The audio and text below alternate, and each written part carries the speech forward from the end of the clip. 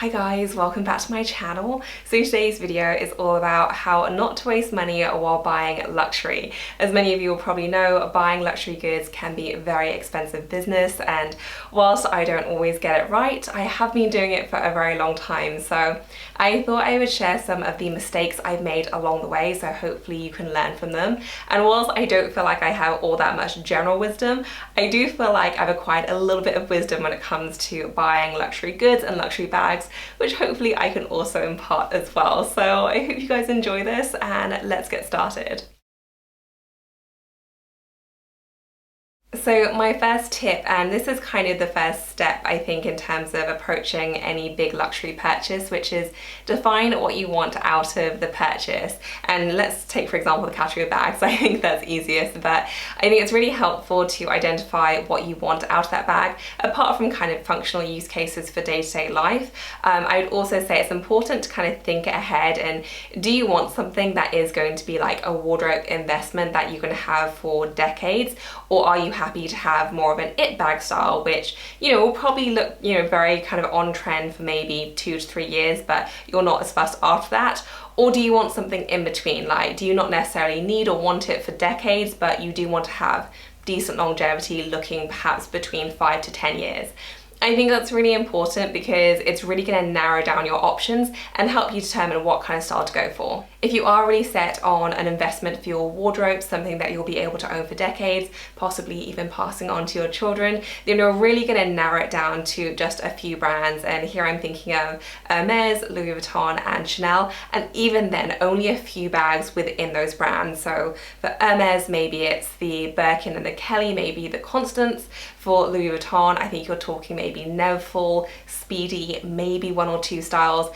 And for Chanel, it's really the classic flap. So in terms of lifetime bags that you can really rely on that are still going to look current in 20 years time, your selection isn't that much, which is why I think it's important to define that, because, you know, the latest it bag that you see coming out from any given brand, it's probably not going to have the longevity of something that's going to be around for decades, and it is important to recognize that. For me, the kind of best for in-between design houses are Saint Laurent, Dior, Gucci and Fendi. For me, they do bags which aren't necessarily kind of lifetime classics, but certainly are very much more on the classic side, which a lot of their styles, I'd be very surprised if they seemed out of date in say 5 years time. So those are always kind of my 4 go-tos in terms of bags which I think are generally very nice quality, obviously very luxurious because they are at a very high price point as well, but a lot of their styles I do think have very, very good staying power, and they're definitely not considered, you know, it bags to me, even if they aren't quite at an Hermes Birkin level.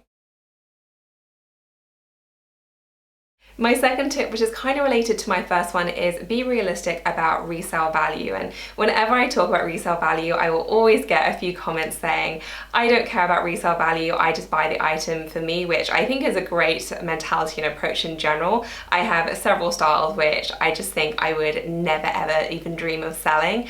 That said, I think it's important to think about resale value not just from what you'd literally get if you listed that bag for sale, but resale value really ties into how well a bag dates, how classic it is, and how kind of in style it is, I guess. And I think it's always such a tricky subject because, again, I think a lot of people think that they don't care about trends in fashion. But if you think back to some of the styles which were really popular, say 10, 15 years ago, and think about how often you see them today, I think it's very telling in terms of what you think looks current and what people want to wear. And you'll be able to find examples of this from every single design house, from, you know, Chanel, I think of their Cambon line to their Mademoiselle line. Like, they had so many huge releases, which I never see anywhere except for resale sites now. Similarly, Chloe is another one, which I think is kind of infamous for having very of the moment bags, which are crazy popular for a few years, and then they literally disappear. So the Paddington is one example, more recently the Nile bag.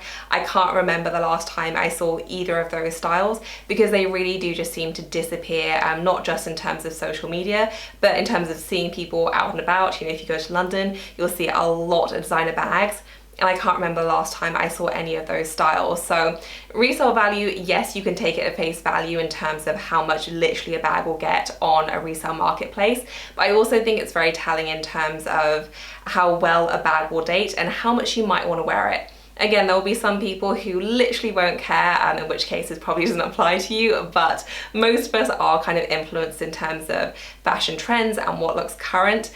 And if a bag has consistently good resale value, it's much more likely to have a classic design, which probably means you're going to be more likely to want to wear and enjoy it for many, many years. My third tip, if you buy really well and you take care of your goods, you should only have to buy once. And for me, I can be so incredibly cheap about many things in my life, not luxury bags, that is 100% sure. When it comes to a bag I want, I am happy to spend the money, but you know, if my Uber has said charging of like £2, I'm like, oh, I better wait like 10 minutes. So I very much take the approach of I splurge where I want to, but I save where I don't mind. And for a really long time, I was very cheap about kind of maintaining things, but also buying accessories that might help maintain things. And I really learned that it's just such a silly thing to do, at least to me anyway. So this is just kind of my biggest tip, I think, to definitely invest in your items to ensure that they can see you through many, many years. So like a go-to example for me is bag liners. Bag liners are surprisingly expensive to me. You know, often they can run you like £50, which essentially for a bit of felt is like a lot of money, but they can make such a difference in terms of maintaining your bag and your bag shape. So this one is for my Chanel 19, and it is a little bit saggy without that, but as soon as I put my bag shaper in, it makes such a huge difference, and I think that the bag is going to wear so much better as a result. Similarly, if you have any bags with pearl linings, a liner can really, really help save your lining and keep it looking pristine. I have one in my Chanel DeVille tote, very pearl interior indeed, and it still looks absolutely perfect because I do have that liner in there. So liners is one area where I would definitely say to spend a little bit of money. You know, these are super expensive bags and it's worth it to spend £50 more just to ensure that you either protect the shape and or the lining. Similarly, suede shoes, such a no-brainer to protect if you take the time to spray them. So I just use the Scotchgard multi-purpose spray. You can get suede specific spray.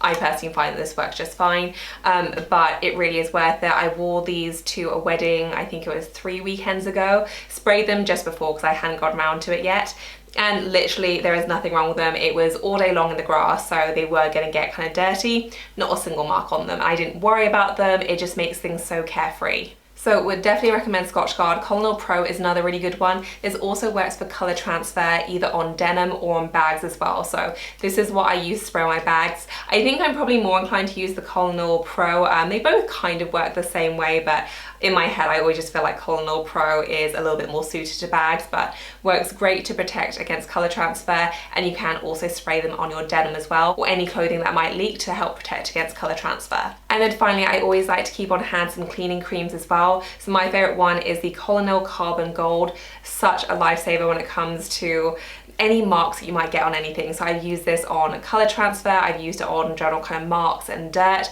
and time is always of the essence when it comes to stains and marks, so always good to have something like this on hand just to help correct any issues if you do come across them. You can of course also take things to professional services as well. You can take things back to the brand sometimes. I know Louis Vuitton can replace Freshetta for you, they can fix things, as can many luxury houses. So there are so many different options, but it's definitely worthwhile to do. You know, if you really are spending a lot of money on these items and they are incredibly expensive, you're going to want to make sure they look as good as possible for as long as possible, and often it does begin with just these baby, fairly inexpensive steps. My fourth tip is to try to understand and learn to recognize the difference between a design label and luxurious quality, because unfortunately the two aren't necessarily the same, and I've had certainly my fair share of items which cost a lot of money from, very luxurious designer brands, but simply weren't very good quality. And I think it's important to kind of approach luxury purchases from that perspective. And I think it can swing, too far the other way, where we just obsess over every single little detail. And I've spoken about that before as well. But I do still think it's important to be discerning when it comes to looking at the quality of something and really trying to identify whether you think it's worth the money, you know, because elements that you see straight away probably aren't going to improve in time. So, you know, if you feel a bag for the first time and the leather feels a little bit flimsy to you, trust your gut and walk away and find something that you really are happy with the quality of. Similarly, if there are wrinkles in the leather and that bothers you when you first see it, the wrinkles are not going to improve with time, they're going to get worse. So again, try and find something that you are actually happy with. It's going to set you up much better for the long term, and it ensures that you're going to spend your money on something that you're not only happy with aesthetically, but also something that's really going to wear well over the long term.